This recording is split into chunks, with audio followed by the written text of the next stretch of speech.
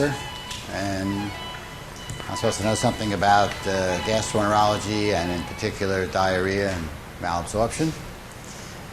And the task is to discuss this with you today, a very fascinating area of gastroenterology. My hope today is to really provide an overview, because that's the best you can do in an hour on this subject, and focus in on some interesting things. Much of what I have is sort of designed for physicians, but I'll let you know a little secret. I don't really think the level is so far above, or the slides or the information so far above the understanding for non-physicians, but still professionally involved and related people. So I'm going to depend on that, and I'll make it as easy and simple for you. If I can, I want to look at this as a workshop. At least I was thinking about it as a workshop, being that the audience is so few relatively. And so there are questions that can be asked. I probably think it's more appropriate to ask the questions at the time rather than wait till the end. If we may not have enough time, but there are some concepts here that I really want to get over. The first is that by and large, diarrhea and impaired absorption and all the causes for that really doesn't differ in what we would call a geriatric population as opposed to the general population. My colleagues in gerontology keep hounding me that geriatrics is being less and less limited by age ranges and more by function, probably in the older range of ages, but not so strictly. Below this age, you're not a geriatric. Consider it, and above you are. So I think it more that applies to what I'm going to talk to you about, diarrhea and malabsorption. First slide. Do I run the slides from up here? Okay. It's on the blackboard. Oh, okay. Good. The first slide here, and I think for most of this we could leave the lights. I don't know. I think I can see most of my slides. You can have the lights up. I think it'll be a little more. I can see you better, whether you're falling asleep or not. But this is a diagram of the intestinal tract. And I like to use this slide because everything about how we digest and absorb is on this slide. Somewhat simplified, but it's good to talk from. And assuming that, and after all, that's partly related to diarrhea. And assuming we all normally eat calories, these calories are diluted in the stomach, etc., and with the proper admixture of bile from the gallbladder, which gets it from the liver, and pancreatic enzymes, what we eat as food is digested and absorbed from the small intestinal tract. Absorption takes place primarily in the small intestinal tract. That's the organ that does the absorbing. As a matter of fact, most of our calories are absorbed from the proximal half of the small intestinal tract, leaving very little for the ileum, which is the last part of the intestinal tract, the lower part of the small bowel, not the colon, to have anything to do, in a sense. Most of our nutrients are absorbed from the first half to two-thirds of the small intestine. And this is true for our carbohydrates, our fats, our proteins. With proper digestion and absorption, all takes place in the proximal intestinal tract. There are some specific capabilities to the last part of the small intestine called the ileum. And only in the ileum did that take place. The absorption of vitamin B12, complex process. I'm not going to certainly attempt to go over that, but it does require a receptor, something that recognizes the B12 vitamin, to capture it for grabbing it up into the blood. And that receptor is localized only in the ileum. important point for a lot of diseases. Similarly, but not overlapping the exact same site, the only site where the bile salts, which are very important in fat absorption, the only site where they can be reabsorbed actively by an aggressive capturing mechanism in the small intestine is also in the ileum. By way of a little digression, bile salts come from the liver. They're made there, ultimately from cholesterol, actually. They get secreted as part of the bile. They do their job for fat absorption, preparing the digested fat so it can be taken up in this part of the intestine. They don't get taken up in this part of the intestine. They travel down to the ileum, where in a normal person, most of the bile salts are reabsorbed, recirculated to the liver, and re-excreted in the bile to be used again. It's a very important circulation. It conserves bile salts. It's called the ileo or enterohepatic cycle, circulation of bile salts. The liver can only make so much bile salts. And if you just depended on what new salts it could make, you wouldn't have enough to digest fat. So a big part of it, being able to digest fat normally, is to have this recirculation go on. The other point in this is that minimal amounts of bile salts escape this absorption and enter the colon. Very small, minimal amounts normally escape from the small intestine to enter your colon. Because if they do, and as I'll cover in a few minutes, that's not good because they cause diarrhea if they enter the colon in greater numbers. The colon also is a major site where dietary oxalate is absorbed. Normally, the dietary oxalate we take in is made insoluble because it can bind with calcium, and that's a precipitate. That just is a grain. It precipitates out, and you don't absorb much of the oxalate we eat. However, if there's insufficient calcium in the intestinal tract because of other things going on using that calcium, dietary oxalate remains soluble and can be absorbed in great quantities from the colon, if you have a colon. That comes to play when there are other things going on to sequester the calcium, leaving the oxalate fairly soluble, and in the presence of a colon, larger amounts are absorbed, and therefore larger amounts circulate around in the blood, and therefore larger amounts are excreted in the urine. A couple of years of doing that, you can get kidney stones of oxalate stone. And that happens in some intestinal illnesses where diarrhea and malabsorption is present.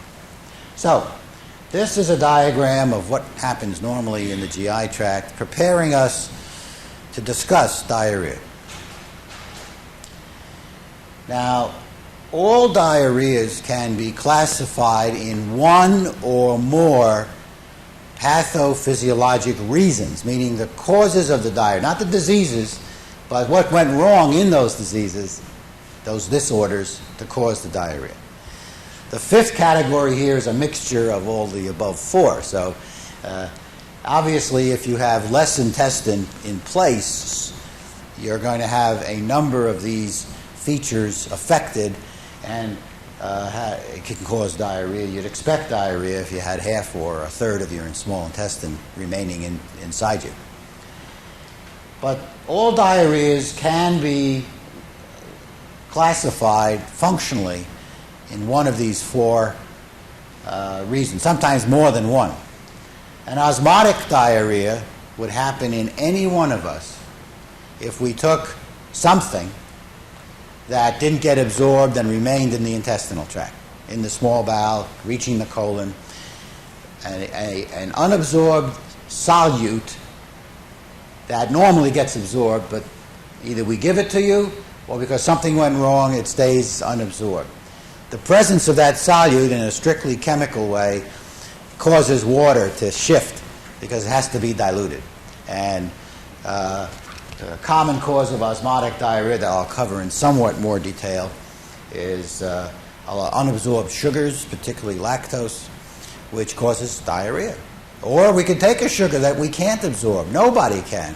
We can produce diarrhea. Or you take magnesium sulfate, Epsom salts. The magnesium presents itself as an unabsorbable ion and causes diarrhea. There are another class of diarrheas, secretory diarrheas. This is where there is a stimulation of secretions to enter the small intestine, actively pushing water into the intestine. Or an inhibition of the way the water is normally absorbed from the intestine, giving you a net increase of water staying in the intestine, just being put in. An example of a good secretory diarrhea is castor oil. When you take castor oil, the fatty acid in castor oil can stimulate enzymes to push sodium and water into the intestine, and that's why it's a cathartic. There are other examples. There are some bacterial toxins. Cholera is well known to you. Cholera is a toxin that doesn't do a bit of damage to the intestinal tract. All it does is stimulate, primary damage. All it does is stimulate the enzyme systems to secrete a lot of sodium and water. And that's what ravages large parts of this world. And the treatment of that is really to replace that water and sodium the best way we know how. Forget the cholera toxin. That'll go away by itself if the individual survives long enough the ravages of dehydration and vascular collapse. So that's an example of secretory diarrhea. Fatty acids, and as I mentioned, bile salts, if they're present in the colon, also stimulate the colon to secrete water into the colon. Then you have exudative diarrhea. This is where you've got a real distortion of the lining of the intestine. It's inflamed, it's infected, it's denuded, meaning ulcerated. It's its normal length is shortened, or the lining is so altered that functionally the villi are absent, and the actual absorbing length due to disease is not as much as it should be. Under these circumstances, you can't absorb food normally. You also, the inflammation itself pours protein into the intestine, mucus, infection, white cells, pus, polys. You have that certainly isn't an intestine that's going to work right, and that certainly can cause diarrhea. Large cause of diarrhea. Viral gastroenteritis, not the most serious problem, but in infants it can be. But that's an infection, and it doesn't, and the mucosa of the intestine doesn't work right. Exudative diarrhea.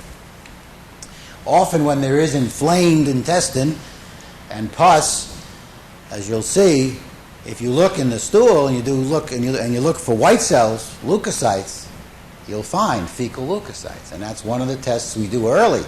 Do we have a diarrhea that's associated with fecal leukocytes being present or not? Leukocytes almost always mean a disruption or an infection or inflammation of the mucosa. There's a lot of diarrhea that has no fecal leukocytes, and you're not dealing usually with infection. No surprise that if you have fecal leukocytes in this little test we do, it's not hard to do, every lab does it, it's likely that those diarrheas may also be accompanied by other signs of inflammation, fever, and other blood tests that show that you have an infection or an inflammation, as opposed to an osmotic, strictly osmotic diarrhea. It gets a little complicated when you have 2 or 3 of these going on at the same time, functionally, and that's commonly the case. And then you have another group of diseases in which the intestinal motility is disordered, and you have things rushing, being propelled through the intestinal tract because of the neurologic problem with the intestinal tract. It's normal neurologic endings and innervation has been interfered with, and you have intestinal hurry. You can just, it helps, chemicals can do that, some agents, and some disease states which change the way the intestine is normally innervated by the nerves that go to the intestine. So motility disorders can cause diarrhea also.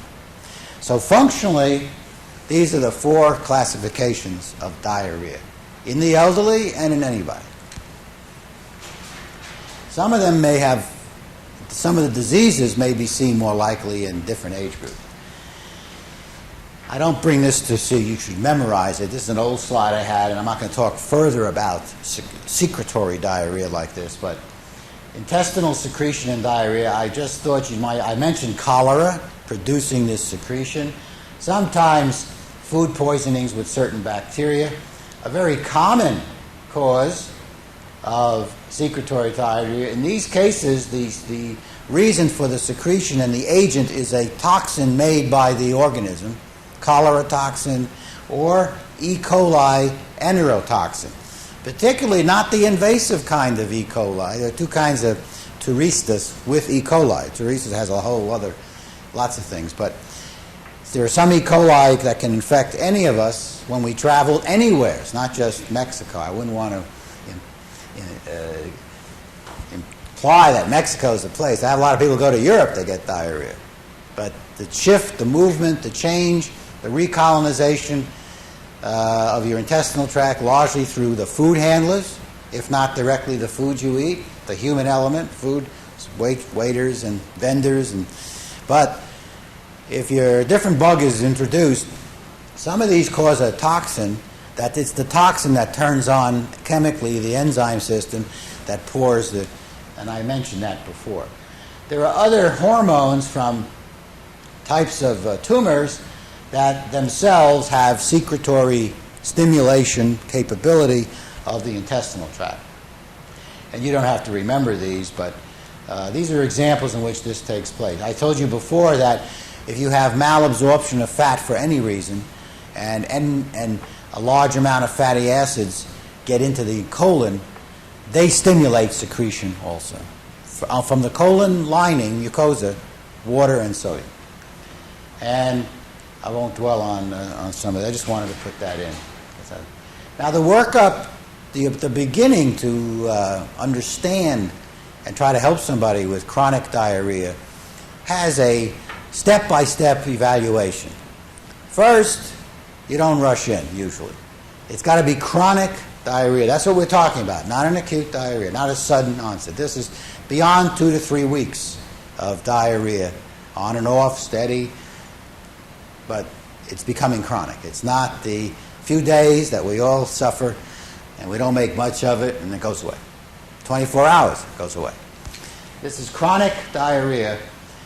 I believe I cannot overemphasize intelligence, meaning talking to the individual and getting an idea of the setting and where all this started to take place. What was, where, what, when, who, and how. What were the surrounding issues that give physician clues, more likely what they're dealing with.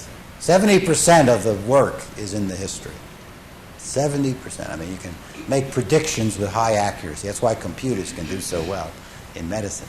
If you arm the computer properly, give it the information, feed it the information, it can come out with a 7 out of 10 times. It can be as good as a doctor in giving you the, it's the other 30% that counts. So, history is very important, and in all its parameters that you ask things about. The next important thing is an examination of the stool when you now have a chronic. That's about time you started to check for some things. Really getting serious now, right? By way of history, I want to make out, is there fever present? Has there been weight loss? Has there been pain anywhere? Where did this start? Where were you traveling from? Never left your house? And you do some other kind of thing. But that's what I mean by history, the setting in which you are. If an examination of the stool, obviously, is a direct assessment to rule in or rule out a whole bunch of ideas that I have to go through when I try to assess somebody with chronic diarrhea. How much and how bad and how serious this diarrhea is, how many times a day, is it any blood present? The absence of blood, the presence of blood. Presence of blood always means you've got an erosion, a lesion, a mucosa has been interrupted, because most of these other diarrheas don't cause blood. So that's an in or out right away. If you have blood, you're down a different road than if there's no blood. Sometimes it overlaps, but certainly if you have blood, you're going down that road for sure. I think that's obvious. You look at the exam, as I said, a stool test, the microscopic exam of a sample that's prepared. You do it for fecal leukocytes, I've already mentioned. There's this diarrhea associated with a lot of white cells, polymorphs, polycells in the stool. That's an inflammatory reaction, evidence of an inflammatory process. Makes you think of inflammatory causes for the diarrhea. And we'll come to the diseases in a minute. There's a host of them.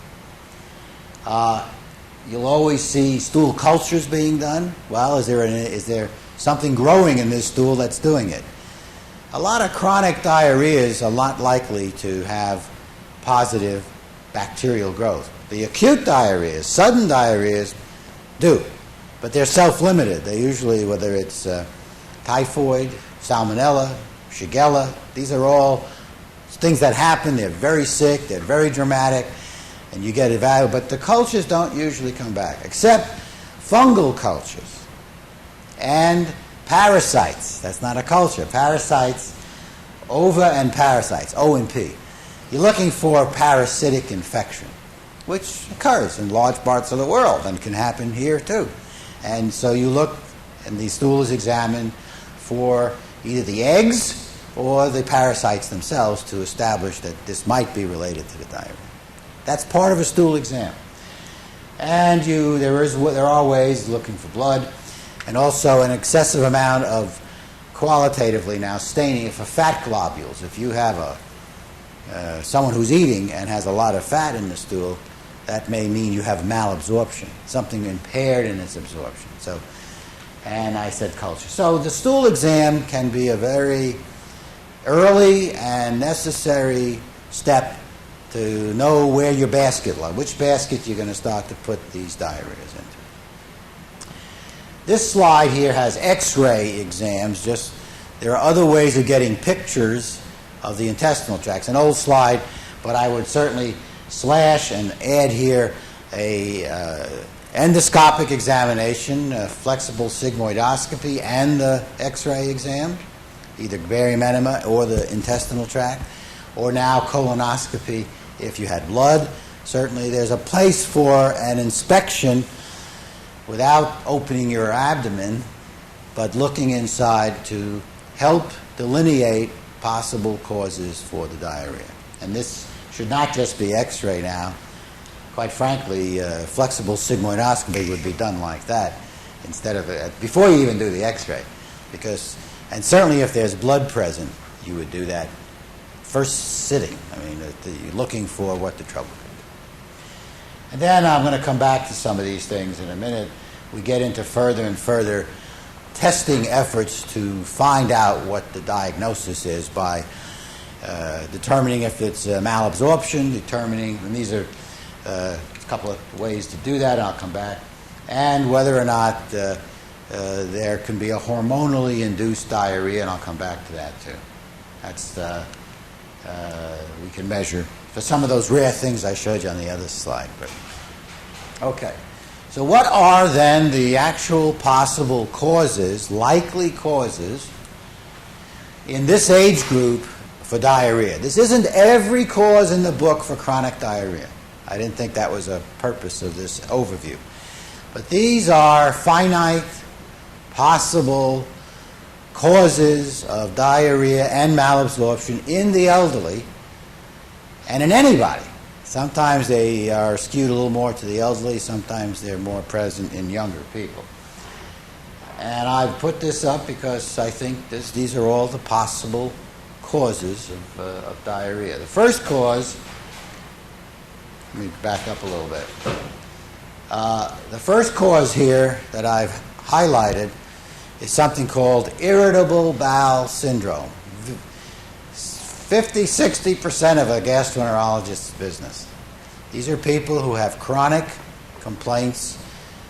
They can have diarrhea and or constipation, or alternating forever. Periods of being better, periods of being worse. They usually have abdominal pain. It's a very common entity.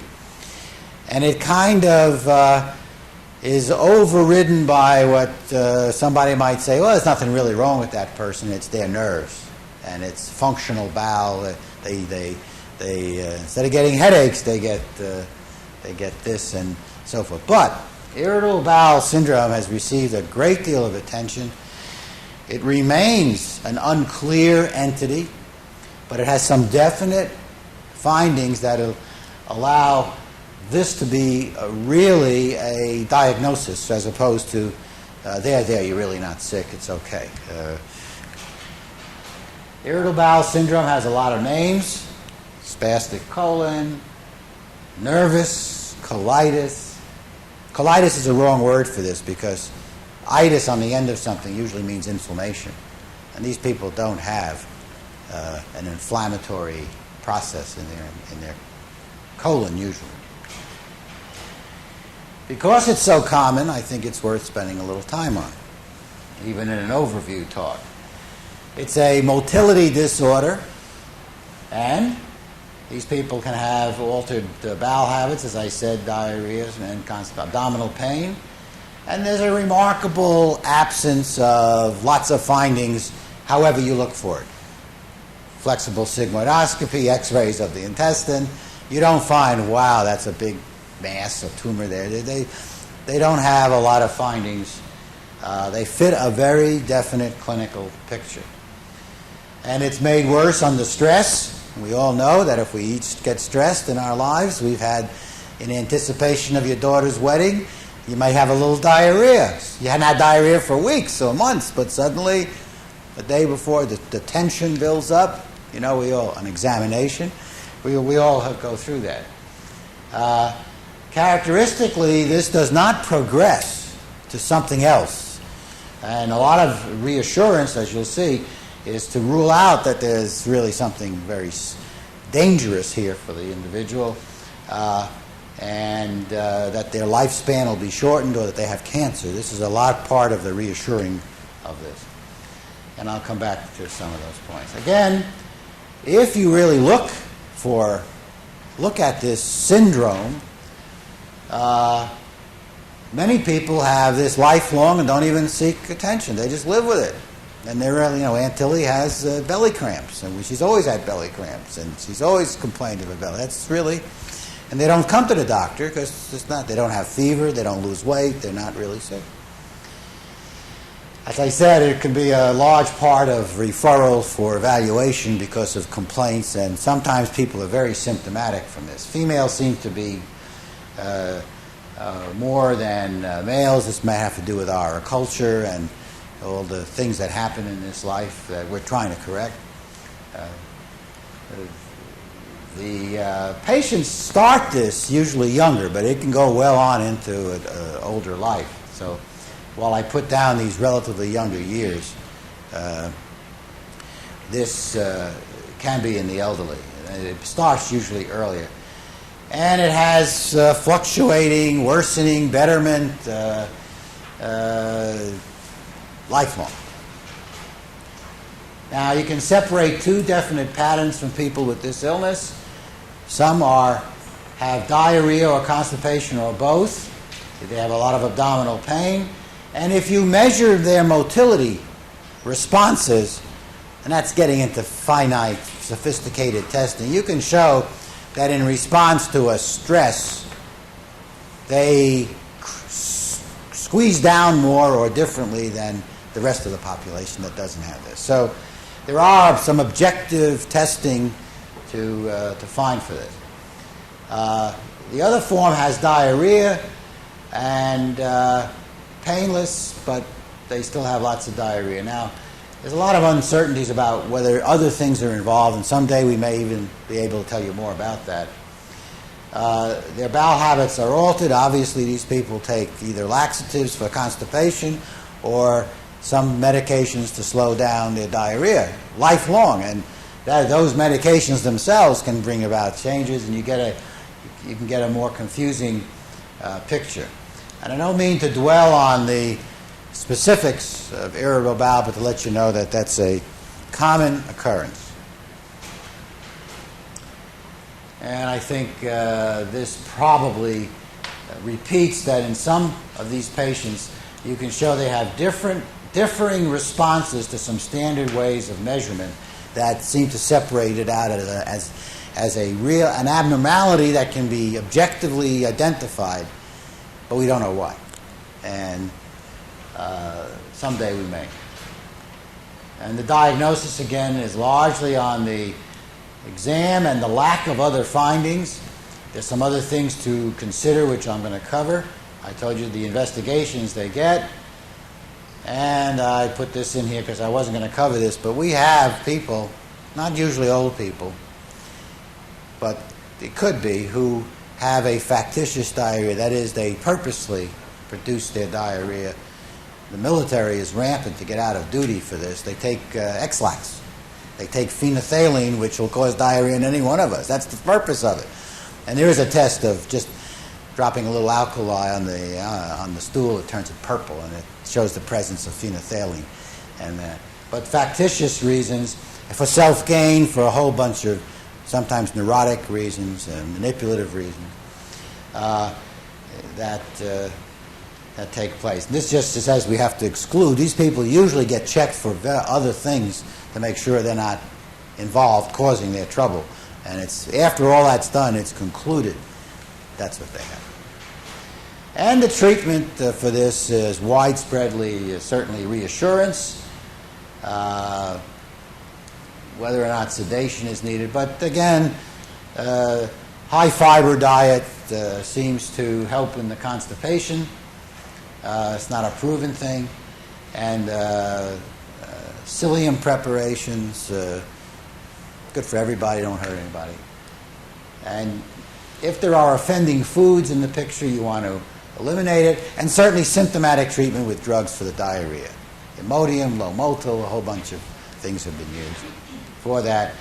And some things to avoid if they play a role in some of the carbohydrate-induced diarrheas, which is coming up next. Okay. Another common cause of diarrhea in people is any one of these things. Drugs can directly cause diarrhea. Either what's in the drug, not part of the drug you're using it for, additives, or the drug itself can involve stimulating the motility of the bowel. And one drug we all know gives us the woes. Lots of people, you take for some finger infection, you get an antibiotic. You take that antibiotic for 5 or 7 days, you start to cramp and sometimes have diarrhea. And antibiotic-induced diarrhea is very common. It has multiple causes, and I'm not going to go into that, but that's a common thing.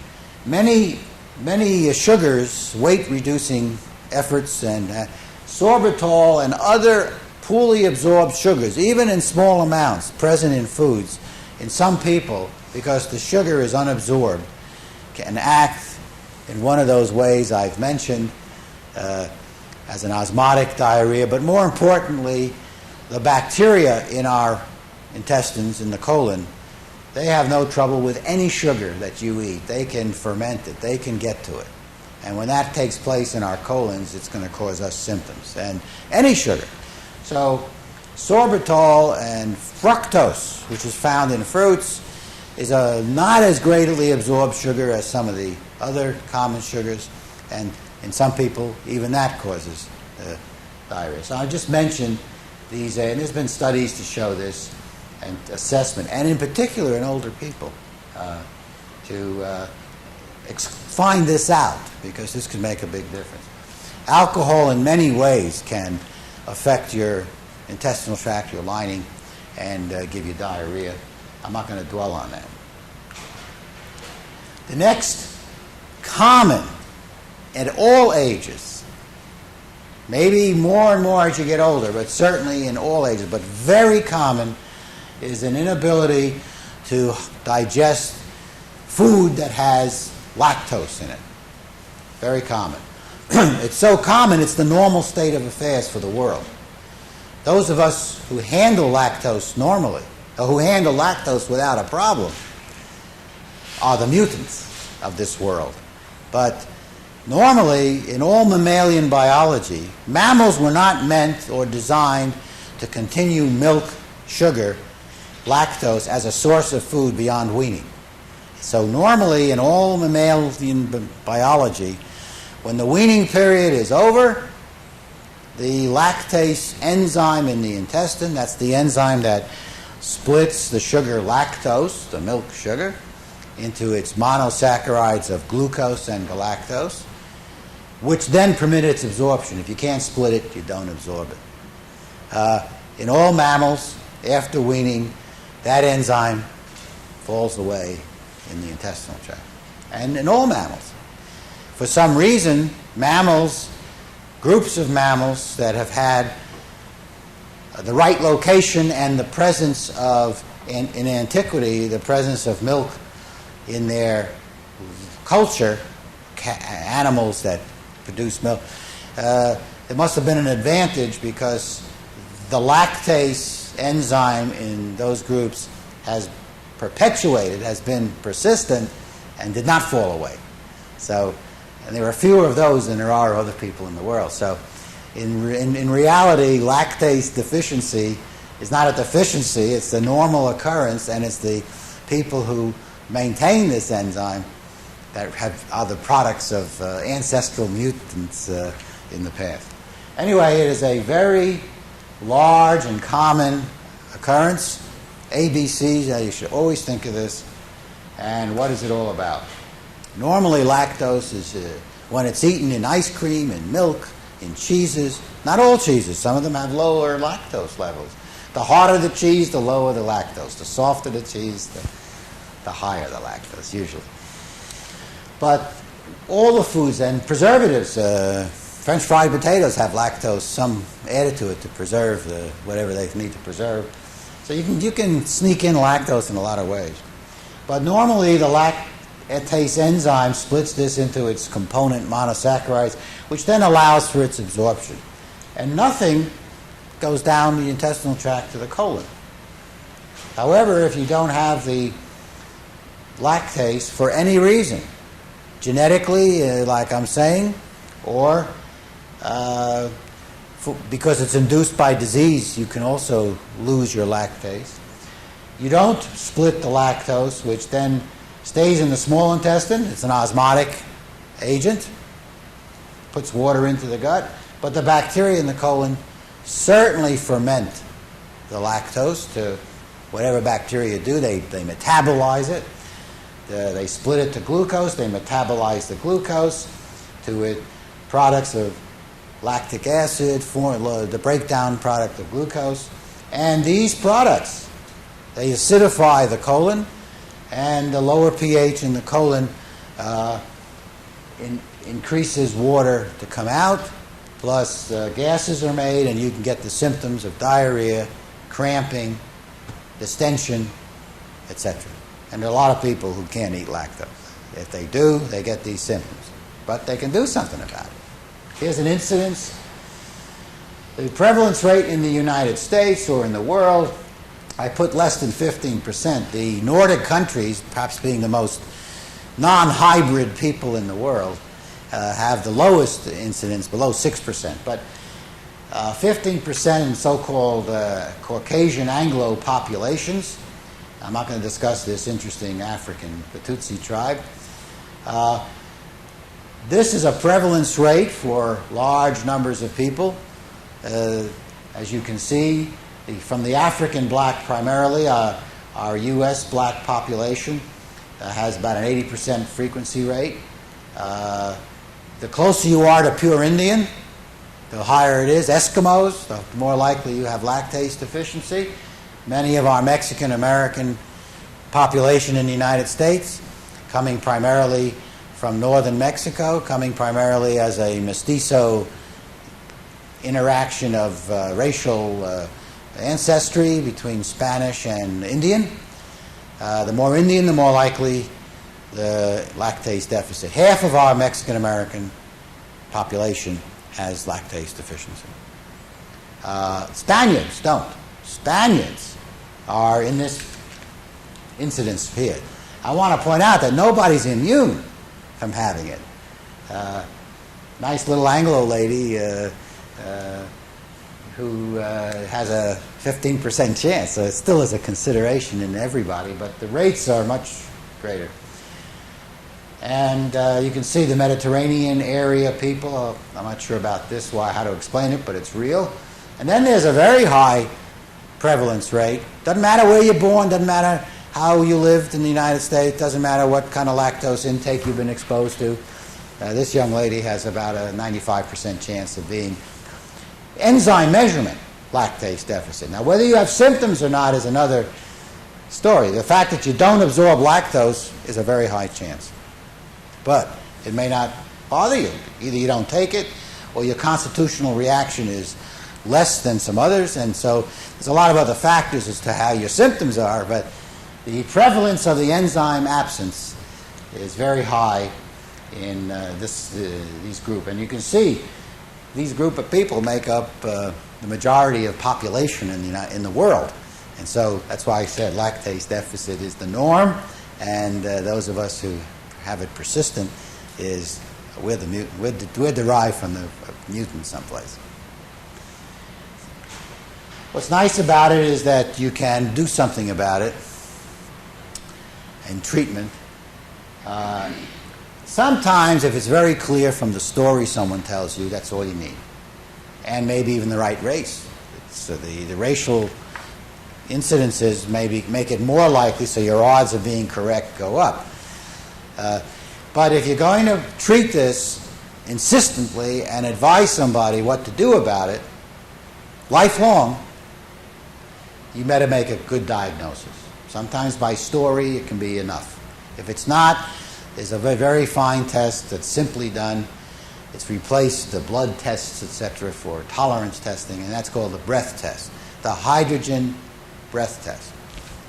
Hydrogen breath test is based on the fact that the carbohydrate, and now this is used in any carbohydrate, that does not get absorbed and is attacked by bacteria.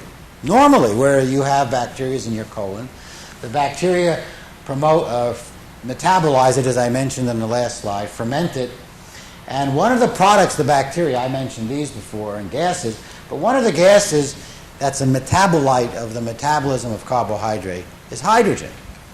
Most of it is expelled out in your stools. But some of that hydrogen diffuses across the wall of the colon, gets into your blood, and you know what? Circulates around, and it actually can be measured in the expired breath of what you have. So there's a test. You give someone a load of lactose in this case, and they breathe into a bag for 2 hours, every 15 minutes or every half hour for 2 hours, and the bag collects the expired air. You plug the bag into a gas chromatograph, and it measures hydrogen concentration. So that's useful in making the diagnosis, and I'll show you in a minute how hydrogen breath tests have a place for a lot of carbohydrate malabsorptive problems, of which lactase deficit is the most common. There are many other reasons to malabsorb lactose, carbohydrate. I don't have time to go into it. They also are useful in identifying what we call bacterial overgrowth. Someone has had surgery, for example, and they've got a loop of bowel that's kind of stagnant, and that loop of bowel gets filled with bacteria where they normally don't occur. So they're higher up. So a sugar is more apt to be exposed to bacteria, not way down in the colon. Even if you absorb the sugar normally, the fact that it's not yet absorbed, but it gets to bacteria, it can produce a positive breath test. So it's useful in what we call a blind loop syndrome. And I'm not going to dwell, since this is not primarily a physician group, for all these interesting things. This happens to be an Oriental woman that was studied by us some time back. She was given 50 grams of lactose powder and then her breath was collected every half hour for the next 3 or 4 hours. And here we see the concentration of hydrogen in parts per million. And the normal is not to go above 20 parts per million. And you will see that as the sugar remains unabsorbed and travels down the intestine tract, transit time here is also being measured. It takes a little while till it gets to the colon. After an hour, hydrogen breath content goes up, well above 20, and this would be a positive test to diagnose the impairment of the sugar being absorbed properly, and is a real good way now to positively document lactase deficiency in someone you are then going to ask to either reduce lactose intake carefully to the degree that they don't have symptoms, or give them the enzyme in a pill to take when they're about to sit down for their lasagna dinner. And you're going to prescribe calcium as a supplement, because if you take milk away, you've taken away the most common source of calcium that people need all their lives, particularly women. And so there's a lot of trouble if you're going to do the right thing forever about this. So you better make sure, be reasonably confident you've got the diagnosis.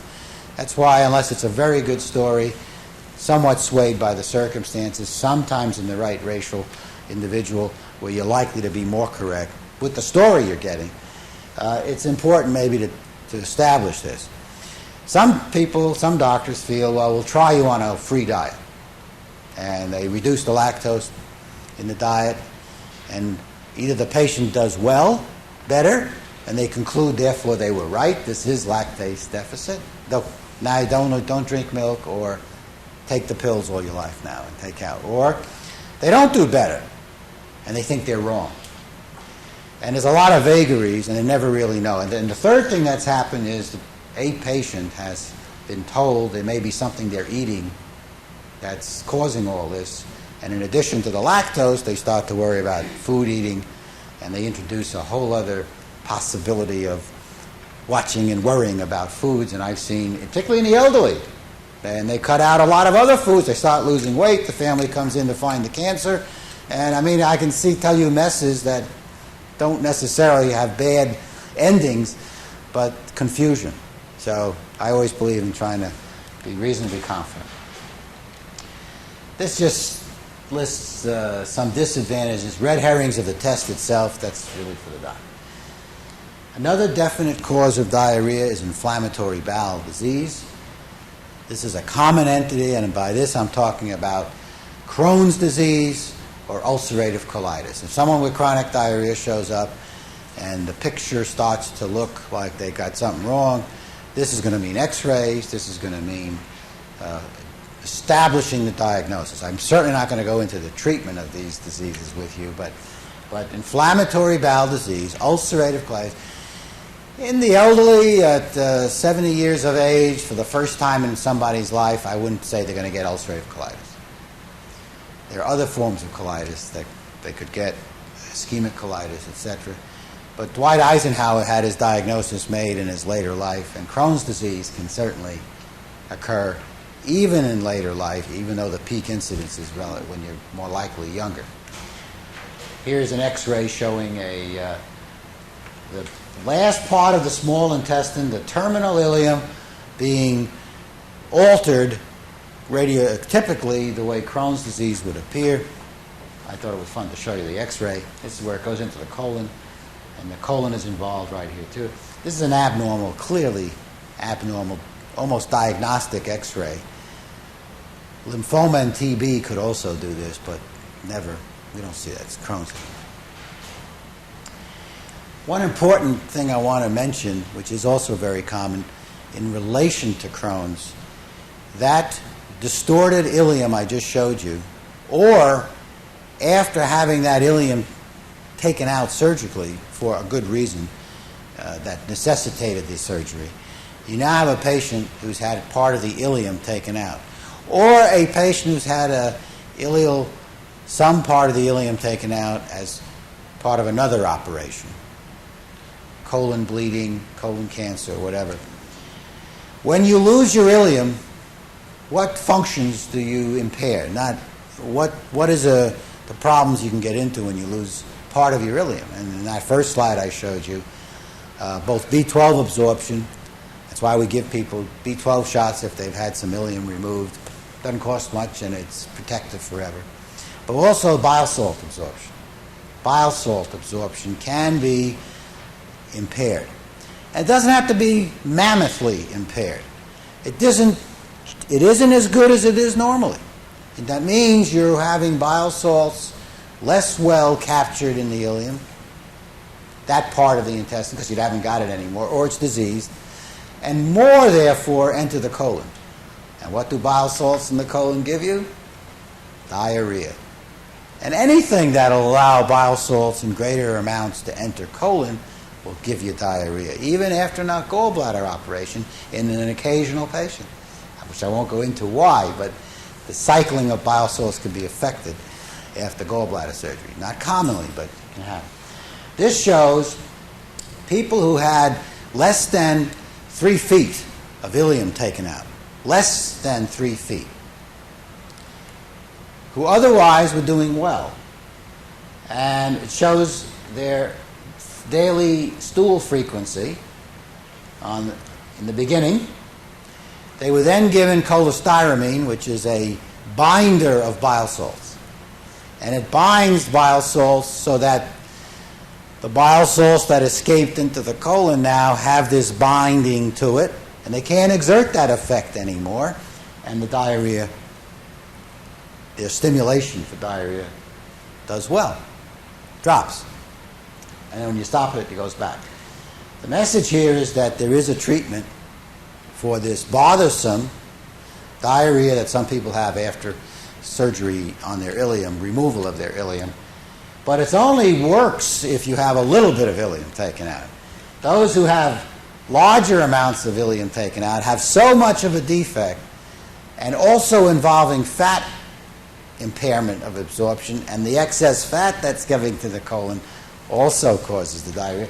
They don't benefit from the cholestyramine. In fact, might even be made worse. So. A common cause of diarrhea is bowel surgery of a variety of types. You interrupt the continuity, you're doing something with the intestine, you can mix up a lot of things, and there's a whole bunch of types of surgery. Of course, removing the small intestine is an obvious cause of diarrhea because you're taking out the organ. But even people with removal of the stomach for all the good reasons can have malabsorption take place because of the absent stomach's role and the results of the surgery. It's not so much the stomach's role, but sometimes as a result of surgery, the mixing, and you can get a blind loop with the bacteria. In some hookups for surgical, the mixing of pancreatic enzymes and food can be altered when the shunting of food resulting from the surgery is done. Lots of reasons related to the surgery, and it can even unmask someone who's doing okay with their lactase deficit because they took a little milk, they had their stomach. In fact, they took milk for their ulcer in old days of therapy. It's not what we do anymore, it doesn't matter. But after the stomach is removed, anything goes in here very quickly is in your small intestine. It is not kept in the stomach and diluted. So the dose of whatever you're taking here appears undiluted into your intestine. And if you have lactase deficit and we're managing without symptoms because you didn't take too much milk, but in that which you did take got diluted in the stomach by secretions, so that which came out of the stomach at any given moment wasn't as much in concentration. You got by without having symptoms. Now, with no stomach, or part of your stomach left, what you take in here, you're getting the full dose of that lactose immediately, and then you unmask the fact that you can never handle it in the first place. It doesn't cause it, but it unmasks it. So you get these symptoms after the operation. So lots of ways things can happen. And the same is true for celiac disease. If I have time, I'll cover that. Surgery can cause blind loop syndromes. I told you about that already. And, of course, pancreatic surgery. And resection of the intestine based on how much, where, how healthy everything behind is, and how well it adapts, all contribute to whether you can get malabsorption, not just diarrhea. I mention this because these are often local problems that we see in elderly patients. Fecal impaction can cause not a real diarrhea, but usually because of the impaction, you can have diarrhea around the impaction until you relieve it. It's a common thing. It's not a very happy subject, but we see it all the time. Constipated people can get impacted, and then they get loose, they get diarrhea around it. And then some people who either develop or who had surgery can get anal sphincter incompetence, trouble with the muscle of the sphincter, and mistake the diarrhea for really frequent bowel movements. But I just put that on because that's something you have to think about at least to check out. The other thing next are these endocrine causes of diarrhea. I want to mention first a common symptom in someone overtly hyperthyroid, common disorder in anybody, and in the elderly also, although elderly may have masked symptoms of hyperthyroidism because their the nervous system is less functional as you get older, and they may not show all the signs of excess thyroid hormone. But one of the symptoms and signs of hyperthyroidism, besides the nervous, tremulous, sweating, feeling hot, is diarrhea, and heart rhythms and so forth. So hyperthyroidism should be always considered if someone has diarrhea, and they're in anybody, but certainly in the elderly, and easily settled by a blood test for thyroid hormone status. Diabetes, it's an endocrine disease, is a large cause of potential diarrhea. It could be unrelated to the diabetes, that could give anybody diarrhea, related infections, unrelated infections, etc. But specific for the diarrhea, they can develop, particularly people who've taken insulin for their diarrhea for a long time, they can develop an impairment of their autonomic nervous system. The reason for the impairment is that the blood vessels that supply that nervous system over a long time in diabetics can get damaged, and the nervous system governing the motility of the intestinal tract can become damaged, and they have a rapid hurry of food and diarrhea from that. It can be very debilitating. And we don't know if there's other things related to that, but certainly the autonomic neuropathy associated with long-term diabetes, frequently accompanied by kidney and eye troubles resulting from long-standing diabetes. They can have serious incapacitating diarrhea. The medical textbooks say that this has more of a likelihood to be nocturnal, that is, awakening somebody from sleep. Most osmotic diarrheas, most irritable bowel diarrheas don't wake you up at night. When you go to sleep, you're left alone. It's only daytime. This is a predilection. And it's usually symptomatically treated with things to slow the bowel. Sometimes it can be due to the involved pancreas, and the reason for your diabetes is a damaged pancreas from some other reason, alcohol. It's not typical, and you could have pancreatic insufficiency. Or this impaired motility of the intestine can permit not things to rush through, but you get bowel areas that's stagnant, and they let bacteria grow and contribute to impaired food absorption and diarrhea. And then there is some greater association between gluten enteropathy or celiac sprue and diabetes. And some of these people don't have it due to the diabetes, they have an entirely other disease, which I'm hoping to close on. Malabsorption syndrome, which this is going to be typical of, is an interesting area. And they're caused either by something going wrong inside the intestinal lumen interfering with digestion, some disease that affects the movement of the calorie or the nutrient across the mucosa of the gut, or something wrong with the lymphatics that take away the fat, at least, from the intestine. This slide may not show. what the most common causes of malabsorption in everybody, and certainly in the elderly, have to do with abnormalities that occur in the intestinal lumen, as best expressed by someone who has a disease of the pancreas, perhaps some of these post-gastric surgical operations, and the other is where the bile salts are interfered with because they've got bacterial overgrowth. Lots of reasons for our guts to grow bacteria where they don't belong. With aging and other varieties of illnesses and dysmotility, I mentioned you can get stasis in parts of the intestine. If you've had surgery, you can have blind loops.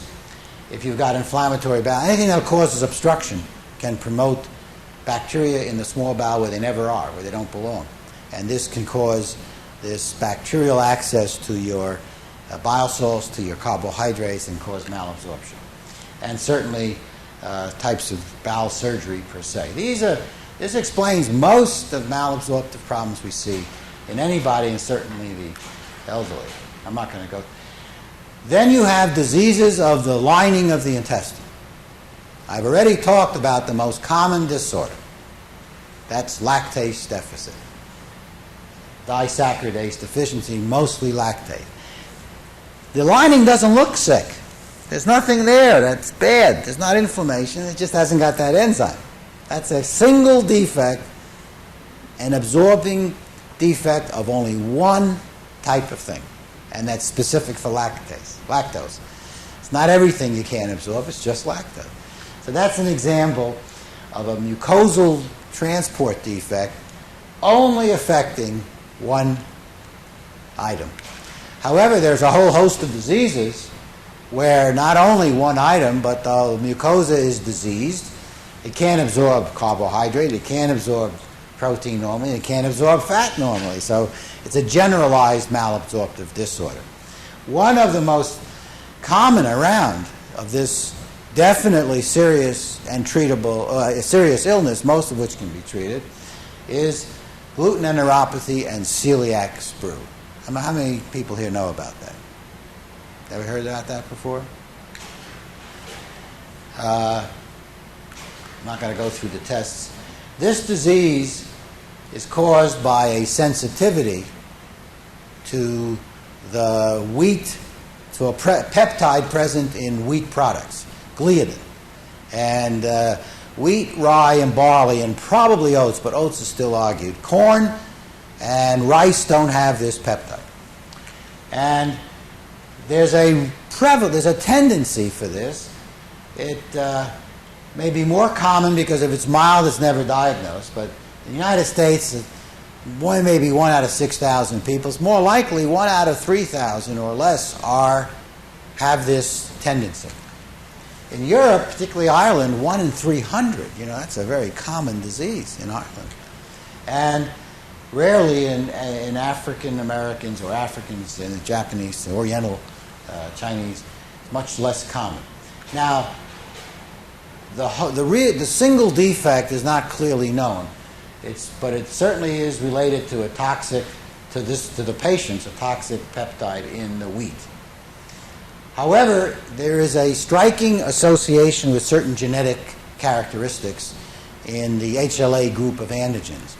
And all people with celiac disease have either in the HLA antigen, the genes that govern this antigen system, they have DR3 or DQW2. However, all people with these genetic characteristics don't have celiac disease. But there's really felt to be a link, preparing you to have the disease, but not necessarily causing it. And it's for that reason that they think there are other environmental factors or other requirements to precipitate the disease in the prone individual. This is diarrhea, malabsorption, weight loss, and there are ways to diagnose it. Most importantly, it responds to removal of gluten from the diet, and there are some complications. But the way to diagnose this is because people who are symptomatic have a typical alteration because of this toxic peptide of the appearance of their intestine high up, at least. They have a typical biopsy picture of the intestine, and I'm not going to go into detail, but this is very abnormal from what the intestine should look like. And there's some antibodies now that are coming in that also may screen for this illness. And the treatment, of course, is to remove gluten from the diet, highly successful in most cases. And just to be complete, there's people who have a skin disorder called dermatitis herpetiformis. I don't know if you know that, but anyone with it. But people who have that skin disorder, all of those people have the same genes. And all of those individuals have a very mild change in their gut, usually asymptomatic, but they all have celiac disease. And you can make them sick if you gave them a lot of gluten. And you take them off gluten, their skin disease gets better, although that's not the way to treat it. Finally, I just wanted to tell you what I've already mentioned, that parasites and fungal infections have to be thought of. So these are the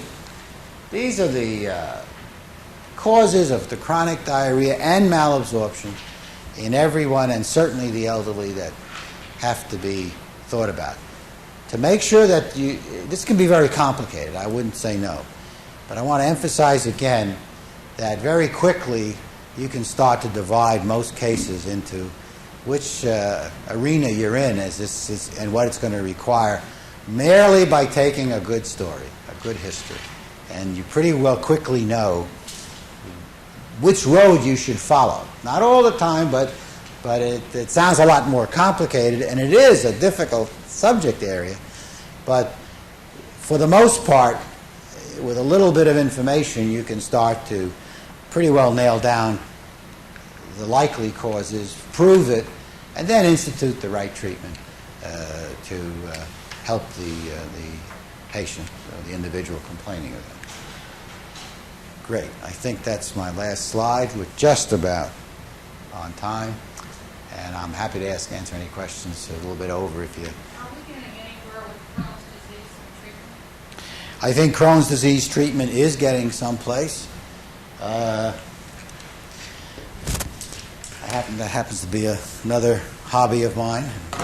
Hobby, I mean consulting stuff. I've got a lot of experience with inflammatory bowel disease. I think not too long ago I spoke to the Crohn's group in town. They have an inflammatory bowel disease group in town. Crohn's disease is an unknown cause.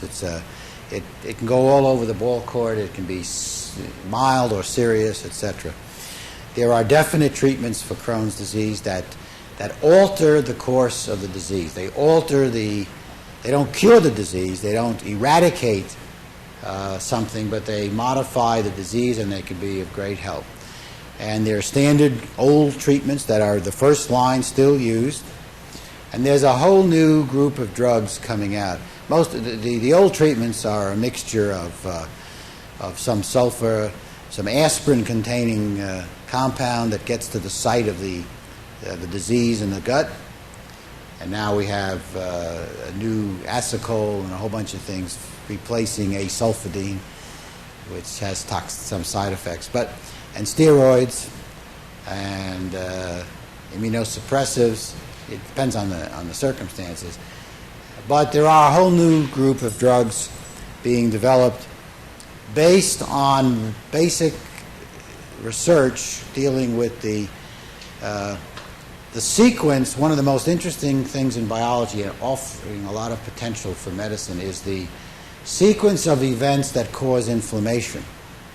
The whole step process. We take aspirin, and it seems to help some types of inflammation. We take non-steroidals. I got a little gout right here now, so I'm taking a Relafin, a little non-steroidal, and it works. Those drugs work at the end of the line of what happens in inflammation. But in order to get something inflamed, there are lots of processes that have to go on. Your cells release substances that act in the cascade of events that end up with something being inflamed. And the drugs that are being developed, or with the learning of all of this, are being aimed for these various steps.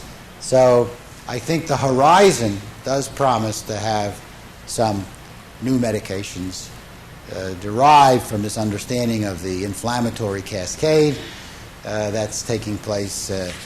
There is a drug on trials in Europe and here that's an old compound but a new way of delivering it, and that's a steroid. And the steroid, budesonide, is a type of steroid that if you take it through here and it goes down into your intestinal tract and it gets absorbed, one circulation into the liver deactivates it. So the total action of that steroid is localized at the site of the intestine, and the effects of taking cortisone for a long time systemically is avoided. And I can tell you that's the newest and most soon to be available. That's a very important agent. It does as good as steroids, as cortisone. There's some trial that show it does the same controlling as cortisone, except you don't have any of the side effects of taking cortisone, and yet it controls. It doesn't eradicate it, but it's another way of getting to it. So I'd have to say yes to that, to your question. But is there a drug that is about to appear that will cure this disease and eradicate it? No. What's the hereditary factor in Crohn's disease? Well, part of the study of Crohn's disease and the changes does have familial concordance. In other words, the occurrence of Crohn's disease. If you look at 1,000 people who have Crohn's, you'll find family members more likely above another population control to also have the disease.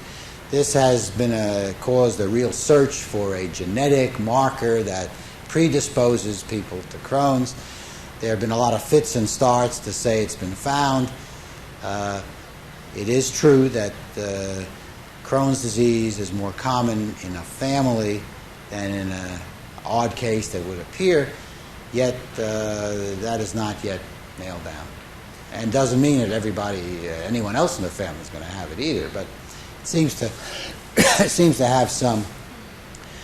Now, in Crohn's, in addition, there is a lot of work, epidemiologic work, that is trying to show an environmental factor in where Crohn's occurs. Again, the combination of being predisposed but needing another trigger. Very common theme in a lot of, I think what we're all learning, and certainly the public now, I don't consider you the public, I consider you in the medical sciences, but I think if you ask me what should a liberal arts education include in the high schools and colleges these days, I certainly think some heightened awareness of gene transmission and replication, since it is such a central theme to so much of what we are as people, what we're prone to get. Genes govern a lot of things, cancers, the breast cancer gene. It isn't clear, it's not, but all of our traits, all of our tendencies to get sick, perhaps even to have good things, there's such an importance. It's just starting to be cracked now by finding these things. So I think gene happenstance and transmission is a very important feature of life. And as such, it's a liberal kind of arts concept. It's not like just for you scientists. It should be. So, but gene information is should be, so much is happening that, and I think it plays an important role in medicine. I think in how we get sick. And if you're lucky, I was at my dentist the other day, and just to get a cleaning, and the dental technician who does that says, "Boy," he says, "you've really been doing a good job." He says, "Your teeth are terrific. I've been flossing, and I said, you know what?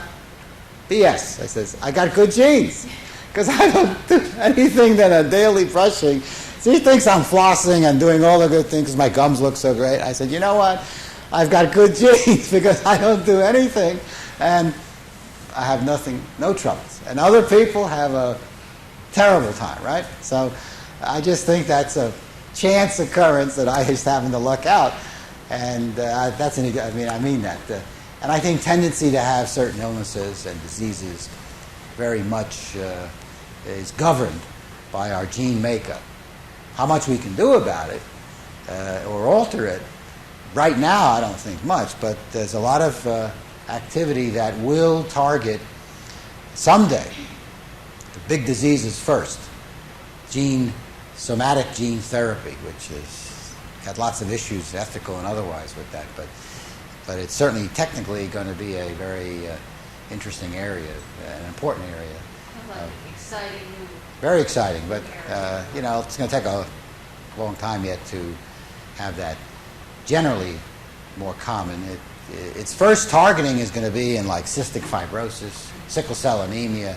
Those kind of areas are likely to be the first tries at altering genes to prevent disease that has a definite penetration, definitely going to occur. And the more subtle things are going to wait, if ever, for a little while. Thank you so much. Thank you.